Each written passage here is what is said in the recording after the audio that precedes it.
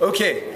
Well, in preparing for the speech, I asked some people about some topics that they were interested in learning about. The web is a vast and complex place, and there's plenty to discuss.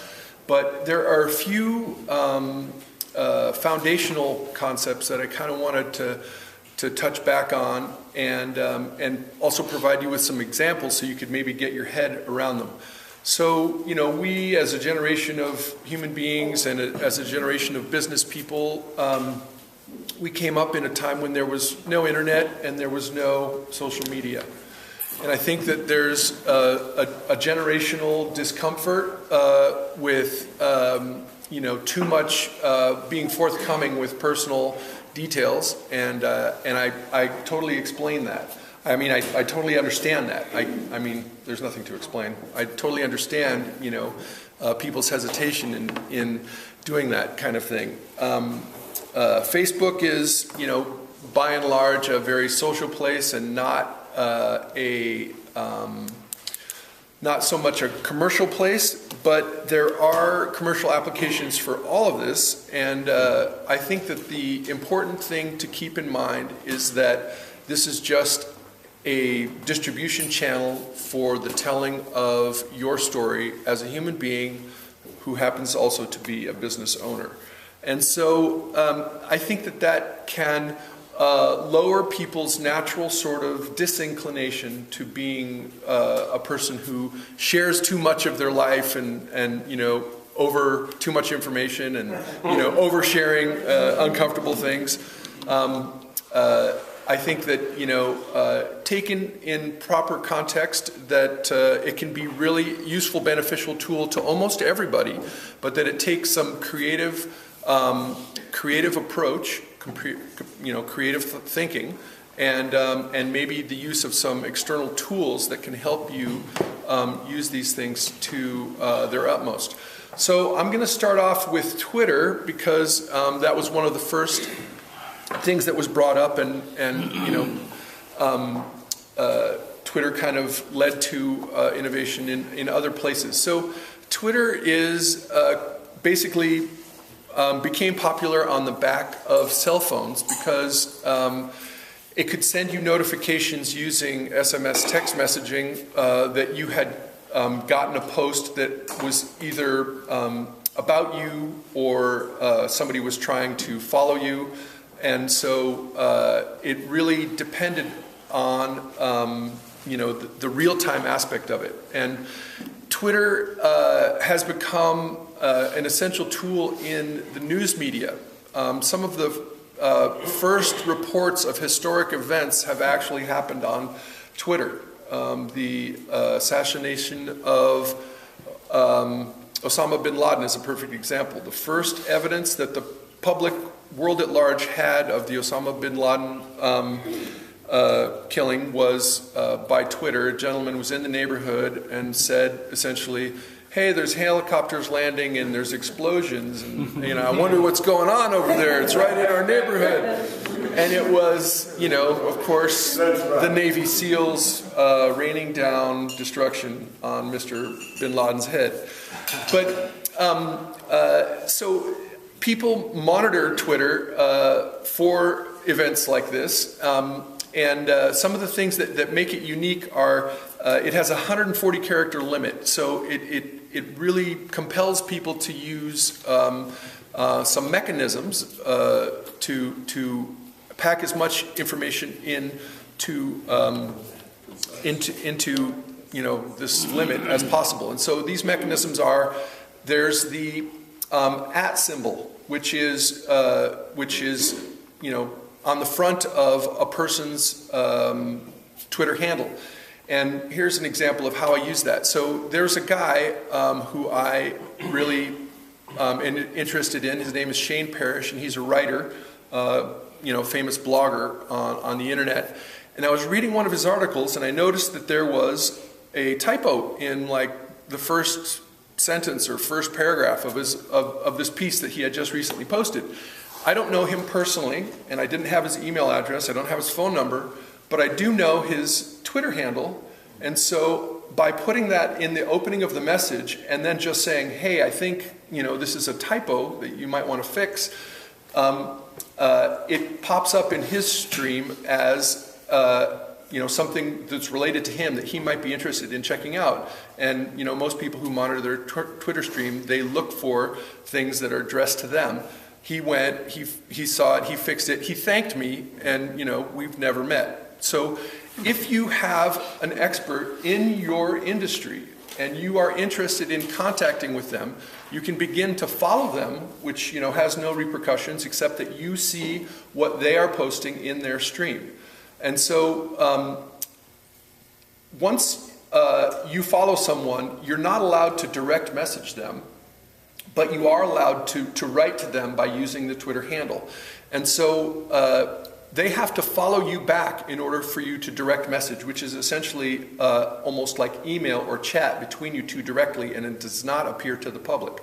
But you can still reach out to these people by addressing them using their handle. And why you would want to follow somebody in your industry? It's because there is the benefit of receiving their wisdom on the topic that you are both mutually interested in. So say there was a person who was, a well thought of financial advisor. You could follow his stream and you can retweet it, and so that your followers derive benefit from your curation of his material. So you don't retweet everything that he posts, but you find something that you think is specifically valuable to your constituents, your followers, then you can retweet that and share that value with them. So the other interesting and powerful thing with Twitter is the hashtag, which we've talked about in the past, which is essentially putting a keyword and associating it with your post. And so a Twitter post can end up looking very garbled and hard to understand if you have an @ symbol, a hashtag, and a shortened URL, which is another mechanism that is used, because the 140 character limit is so limiting that people came up with URL shorteners, which essentially take long, complex URLs and put them down into a very short variable that can be easily shared and not take up too many characters. So there can be the need for a little bit of translation of what's there, but it can be very powerful because in a terse, concise phrase, you can bring attention to somebody about something that is very important and link out to material that appears on your own site. And so it's worth investigating Twitter. I think all of you guys can use it as a real-time communication tool between you and your followers. Everything, all of these social tools are all based on the ecology of followers, posts, likes, and shares, and those things are kind of consistent across all social media. So the next one I wanted to talk about is Instagram. And Instagram is an interesting thing. It seems very millennially based, and that's where the popularity is. A lot of people have left Facebook completely, younger people, and are only on Instagram. So Instagram is like Facebook distilled down into what people find the most compelling. If you post on Facebook and you don't include a picture, which is rare these days, but it used to be more common, you will get less interest. Less people will look at it, less people will click on anything that you have there to be taken through to any links.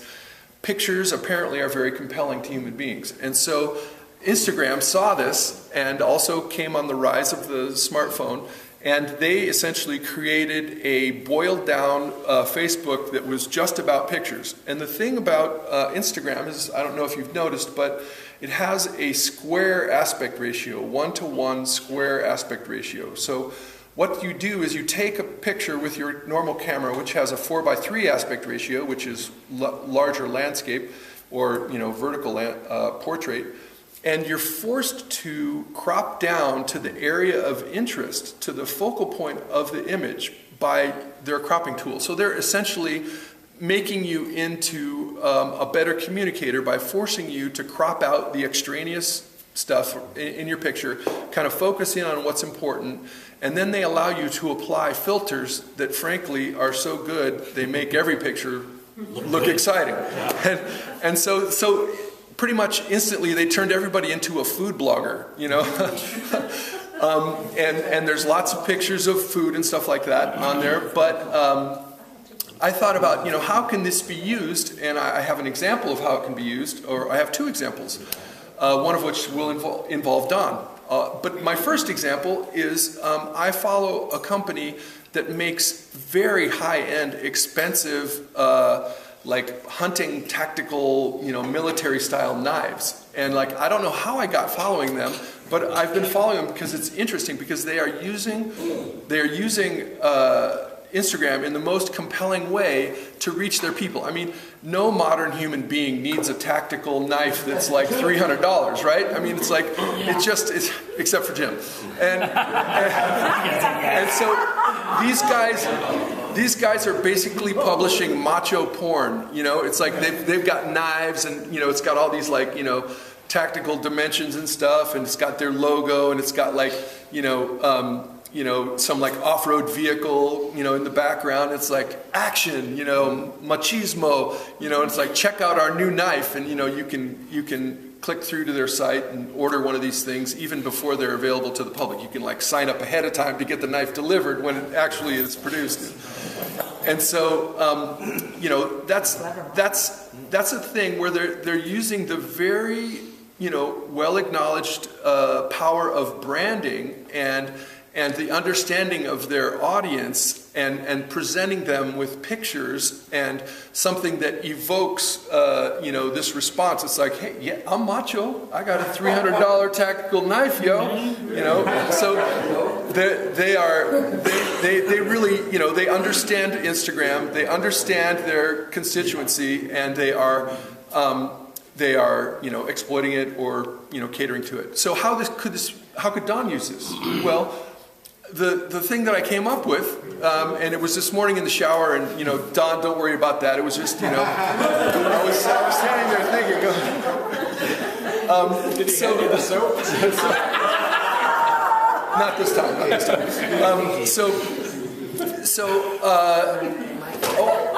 I thought, well, Don is a you know, personal injury attorney, and he has a specialty that involves motorcycles. His interest in motorcycles, and so I imagine that Don is frequently doing you know, things with motorcycles. He's taking trips, he's taking rides, he's riding with his friends.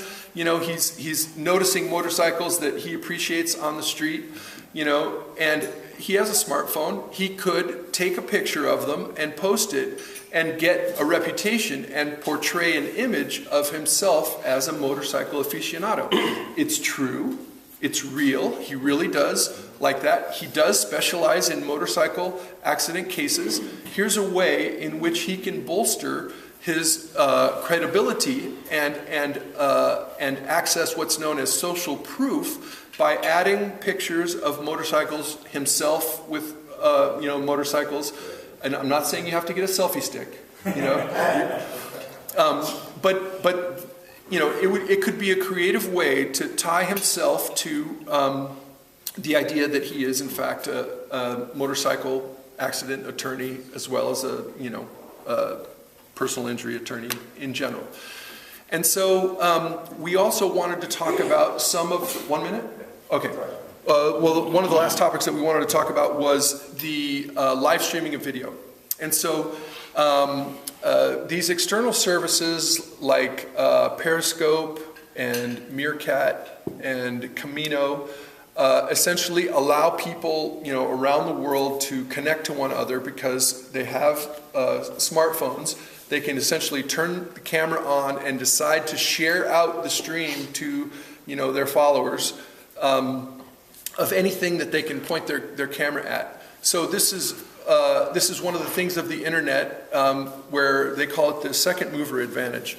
And so these guys have staked out this territory of, hey, we're doing live video streaming. Well, now the big guys, Facebook and YouTube, have both jumped on the bandwagon, and they allow you to do live event video streaming as long as you have a Facebook or YouTube account, which I think, most of us do. So it's the same sort of thing. You just need to think about, how you want to use it creatively, the stories that you want to tell, what you want the result to be. Maybe it's to drive them back to your website. You can have your contact information there. It's all possible to do in any of these tools. And I wanted to open it up to any questions that anybody has, and that's okay if you don't. And I also want to remind you that... He wants to know what the knife is. Jim. Back to the URL shortening. Can anyone do that with any URL? Or do you have to Yes. Just go to goo.gl, and that's Google's shortener, and they will do it. There's other ones. Owly, ow.ly is one. There's a myriad of them, and I think now Twitter actually offers their own built-in shortening. But those services are essentially free, and there's ones that are durable and last forever, and there's other ones that have a lifespan. So that's something worth considering depending on where you use it. Any other questions? Can you test a website to see if it's SEO friendly or Sure. pay-per-click friendly? Yeah, and that's the thing I wanted to do is, I've been meeting with a few people. I met with Kathy DePerry not too long ago. I'm extending this offer. I would be happy to sit down and meet with you guys and talk about, anything about your websites or video. I'll come to you, not video, websites or social media. And I'd be happy to come to you and sit down, free consultation, and, see if there's something I can help you with, or if I can just, give you an hour of free time. Kathy did buy me lunch, though. What do you specialize in, SEO or pay-per-click? I do both. Both? Yes, and there's reasons to do both. Yep. And we can talk about it. Sure, thank you. Oh, Kathy. Take Sean up on this. It was so worthwhile. You spent 2 hours with us. Oh, well, I don't know. I didn't keep track of the time. Lunch was involved, right? It was great. It was great. Yeah. Yep. And You're a fun person, Cal. You're a fun person. well, thank you very much. I hope to see all of you in the near future. And thank you for your time. Okay.